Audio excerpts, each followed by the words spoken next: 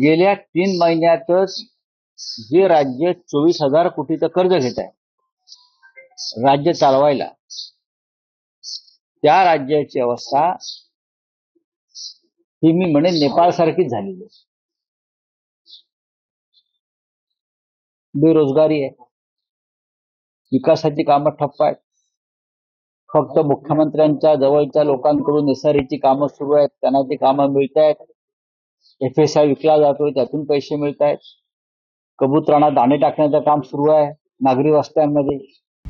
आता isakal.com आहे देशातील नंबर 1 ची मराठी न्यूज वेबसाईट. प्रत्येक अपडेटसाठी isakal.com ला नक्की भेट द्या. या पलीकडे महाराष्ट्रात कोणतेही काम चालू नाही. जात विरुद्ध जात अशी भांडणं लावून लोकांचं लक्ष विचलित केलं जात आहे. फक्त आरक्षणाच्या मुद्द्यावर प्रत्येक जात रस्त्यावर आणली जाते. शिक्षणापासून रोजगारापर्यंत या महाराष्ट्रानं या सरकारच्या काळात काय प्रगती केली याविषयी मुख्यमंत्र्यांनी एकदा जाहीरपणे पत्रकारांशी संवाद साधला पाहिजे. इतकी लूट या महाराष्ट्रात सुरू आहे आणि त्या लुटीचा परिणाम या महाराष्ट्रावर 10 लाख कोटीचा वर कर्जाचा डोंगर होण्यामध्ये झाला.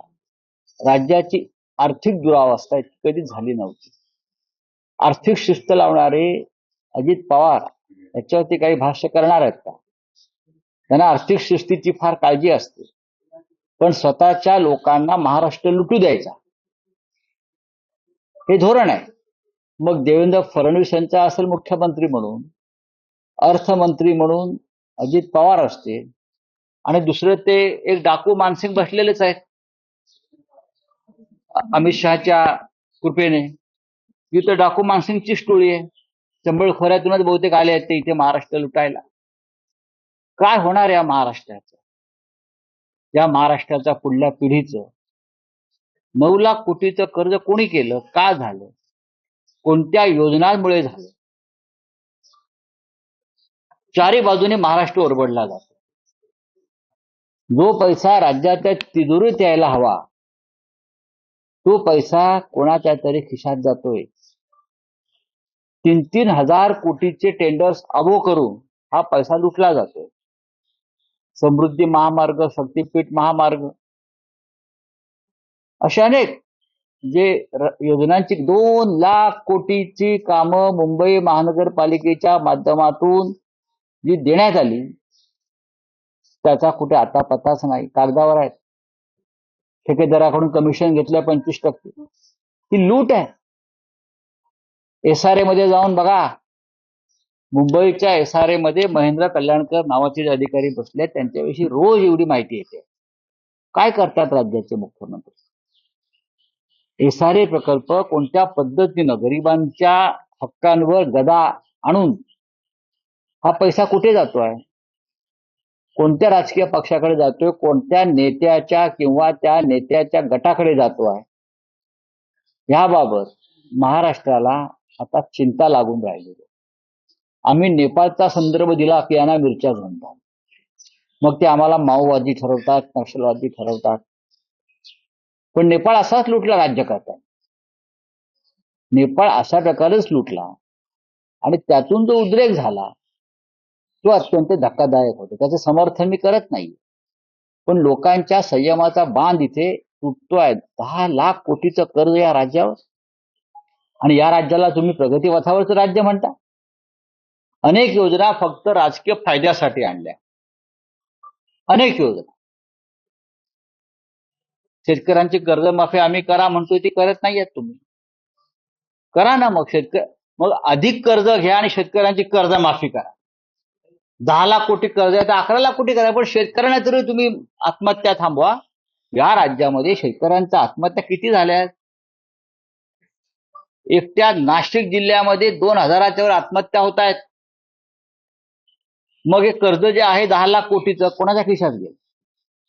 शेतकऱ्यांच्या कांद्याला भाव तुम्ही देत नाही, शेतकऱ्याला हमी भाव देत नाही, शेतकऱ्यांना नुकसान भरपाई देत नाही. मग हे कर्ज झालं का? मग कोणासाठी तुम्ही कर्ज केलं? फक्त लाडक्या बहीण योजनेसाठी कर्ज झालं असेल ते तुमच्या खिशातून द्या मग, कारण याच्यामध्ये सुद्धा भ्रष्टाचार झाला. लाखो असे खातेदार आहेत जे बेकायदेशीर आणि बोगस आहेत, जे भारतीय जनता पक्षाचे कार्यकर्ते आहेत. आज सगळ्यात जास्त भ्रष्टाचार मंगल प्रभात लोढा यांच्या कौशल्य विकास खात्यात होतोय, हे माहिती आहे का तुम्हाला? बोगस नावं आहेत हजारो आणि लाखो. त्यांना या कौशल्य विकास योजनेतून महिन्याच्या महिन्याला पैसे दिले जात आहेत. ते सगळे भाजपचे कार्यकर्ते आहेत. ती लिस्ट मी आजच पाठवली आहे लोढांकडे. हे कोण आहेत? आणि सगळ्यात जास्त ओरबाडणं नागपूर आणि विदर्भात सुरू आहे या विभागाचे. आणि हे सगळे भारतीय जनता पक्षाचे पदाधिकारी आहेत ज्यांना या कौशल्य विकास योजनांचा भ्रष्ट मार्गाने लाभ दिला जातो. जसे पूर्वी बोगस स्वातंत्र्य सैनिकांना पेन्शन द्यायचे, म्हणजे स्वातंत्र्य मिळून 80 वर्ष झाली तरी पेन्शनचा लाभ चालूच आहे. त्या पद्धतीनं लाडकी बहीण योजना आणि कौशल्य विकास योजना या आणि तिसरी SRE योजना ह्याच्यामध्ये प्रचंड घोटाळे आणि भ्रष्टाचार सुरू आहे. त्याच्यामुळे महाराष्ट्रावर 10 लाख कोटीचं कर्ज झालं याचं कोणाला आश्चर्य वाटणार नाही. याला जबाबदार स्वतः मुख्यमंत्री देवेंद्र फडणवीस, अर्थमंत्री अजित पवार आणि अर्थात मानसिंग. सर, तुम्ही आता बोलताना नेपाळचा उल्लेख केला, नेपाळच्या घटनेचा उल्लेख केला. काल शरद पवार भाषणात असं म्हणाले की देवाभाऊ, भारताच्या आजूबाजूला काय चाललं आहे ते पहा. नेपाळमध्ये राज्यकर्त्यांना तिकडच्या जनतेने घालवलं. या घटनांमधून काही शहाणपण घ्या. मी तेच सांगतोय. मात्र तुम्ही शरद पवार साहेबांना नक्षलवादी किंवा माओवादी ठरवाल का? आम्ही जेव्हा असा इशारा देतो की बाजूच्या देशात किंवा बाजूच्या राज्यात काय चाललंय ते पहा, तेव्हा त्यांचे लोक आमच्या विरुद्ध जाऊन गुन्हे दाखल करा असा आग्रह धरतात. हे माओवादी विचारांचे आहेत, हे नक्षलवादी विचारांचे आहेत. आम्ही कोणत्याही विचाराचे नाहीत. आम्ही महाराष्ट्र धर्माचे पालन करणारे मराठी माणसं आहोत. आम्ही कार्यकर्ते आहोत. आम्ही शिवसैनिक आहोत. पण शरद पवारांनी जो काय विचार मांडला तोच आमचा विचार आहे. बाजूला काय चाललंय ते पहा. मग तुम्ही शरद पवारांना माओवादी म्हणाल का, तर नक्षलवादी म्हणाल? सांगा ना. अत्यंत योग्य भूमिका पवार साहेबांची आहे, जी आमची आहे.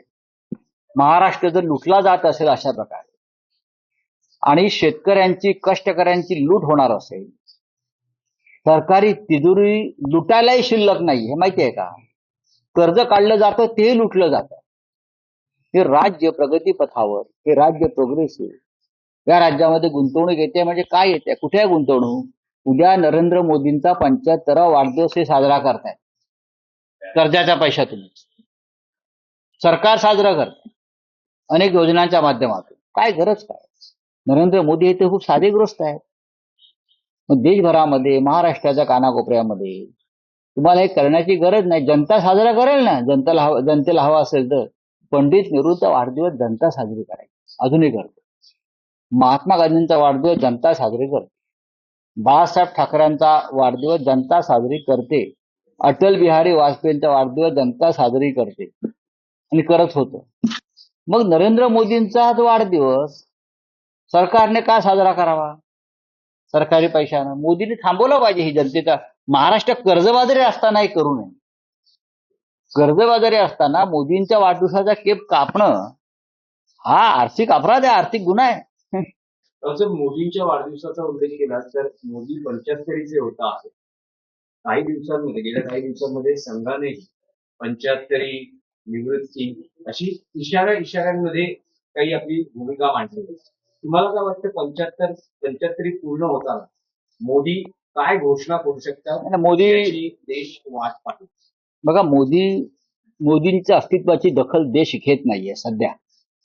सुरुवातीला मोदी काहीतरी करतील किंवा मोदींच्या रूपानं आशेची किरणं दिसतील असं लोकांना वाटलं. लोकांनी मतदान केलं.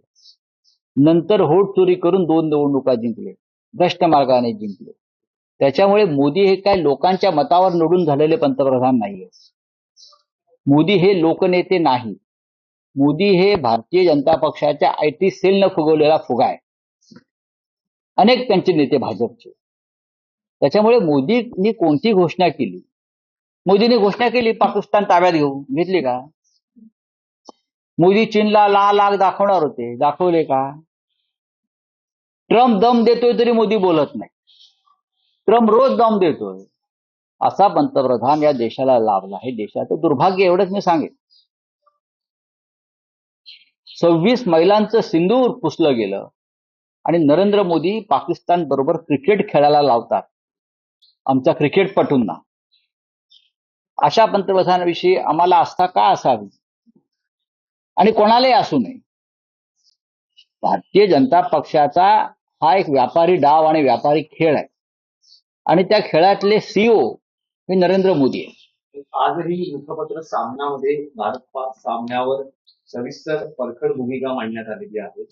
या सामन्याचे अजूनही आंतरराष्ट्रीय क्रिकेट परिषदेत पडसाद उमटताना पाहायला मिळतात. काही माजी क्रिकेटपटूंनी म्हटले की बीसीसीआयनं खेळाडूंवर हा सामना खेळण्यासाठी दबाव आणला, तर दुसऱ्या बाजूला पाकिस्तान क्रिकेट बोर्डाचे अध्यक्ष जे एशिया क्रिकेट काउन्सिलचे अध्यक्षही आहेत, भारतीय संघानं पाकच्या खेळाडूंबरोबर हस्तांदोलन करण्यास टाळलं याचा त्यांनी निषेध केलेला आहे आणि सामनाधिकाऱ्यांना निलंबित करा अशी मागणी त्यांनी केली. एक लक्षात घ्या, पाकिस्तानच्या कप्तानाशी आमच्या लोकांनी हस्तांदोलन केलं नाही म्हणून काय पापक्षालन होत नाही ना. तुम्ही त्या मैदानावर खेळलात, तुम्ही पाकिस्तानचे ते इतर पदाधिकाऱ्यांशी हात मिळवणी करताना आम्ही तिथे पाहिलं. ही ढोंग कसली करताय मोदींसारखी?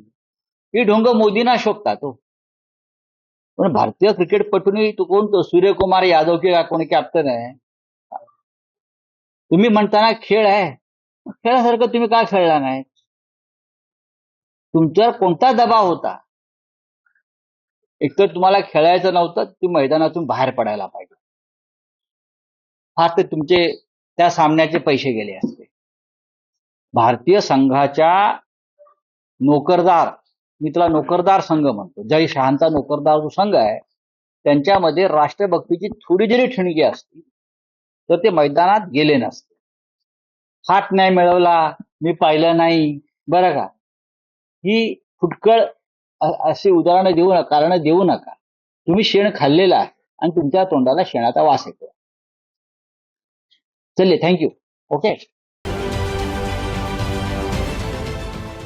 देश विदेशातील प्रत्येक घडामोडींचे लाईव्ह अपडेट मिळवण्यासाठी आता साम टीव्हीच्या सर्व सोशल मीडिया प्लॅटफॉर्मला लाईक, फॉलो आणि सबस्क्राईब करा. तसंच सर्व नोटिफिकेशनसाठी बेल आयकॉन प्रेस करायला विसरू नका.